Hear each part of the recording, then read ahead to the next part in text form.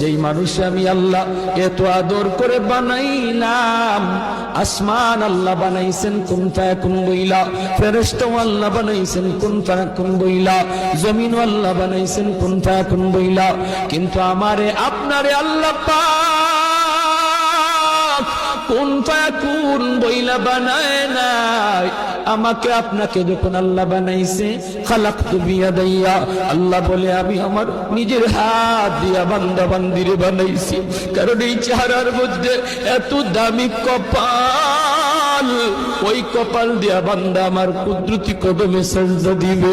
এই কপালটার এত দাম, এই কপাল কুন ফায়াকুন বললে হয় না, এই কপাল ফেরেশতাদের হাতে বানাইলেও হয় না, আমি আল্লাহ নিজের হাতে বানাইছি। আল্লাহ পাক কই আমি আল্লাহ দেখি জমিনে কেমন অন্যায় হয়, অত্যাচার কেমন জুলুম হয়।